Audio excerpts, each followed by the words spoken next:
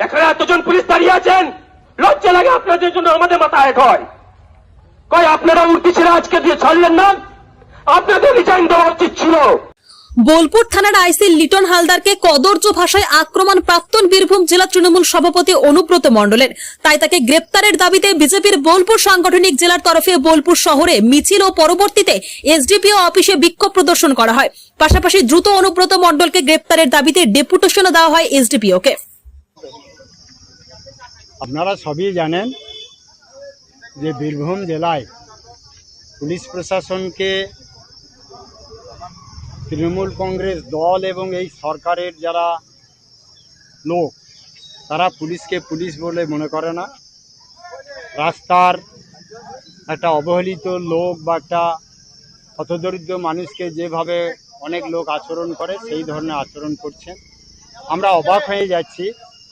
একটা দলের নেতা, তিনি একটা জেলা চালালেন দীর্ঘদিন, আর তিনি যে ভাষাতে আইসি সাহেব অপরাধ করেছে না সঠিক করেছে সেটা অন্য জায়গায়, কিন্তু তার বৃদ্ধ মা কি দোষ করলেন?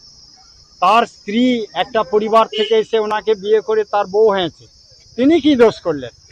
তো তাদের নামে যে ভাষাতে কথা বলেছেন, এটা সভ্য সমাজে বলার মতো কথা নয়।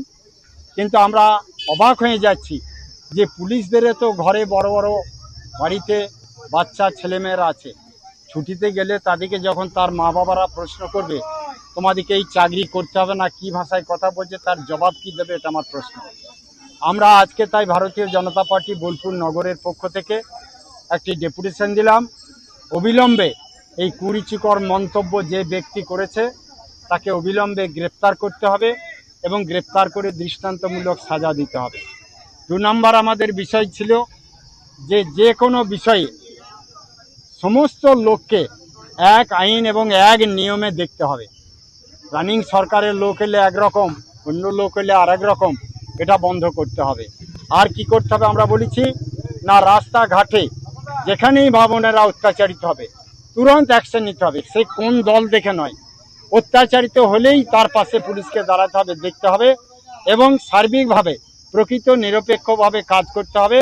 আর অতি তাড়াতাড়ি গ্রেপ্তার করে দৃষ্টান্তমূলক সাজা দিতে হবে। এই দাবি নিয়ে আজকে আমরা স্মারকলিপি জমা দিই। হ্যাঁ, আজকে আমরা এফআইআর একটা করলাম। আমাদের এক দিদি ভাই এফআইআর করেছেন, তো সেই এফআইআর কপি আজকে আমরা এখানে জমা দিই।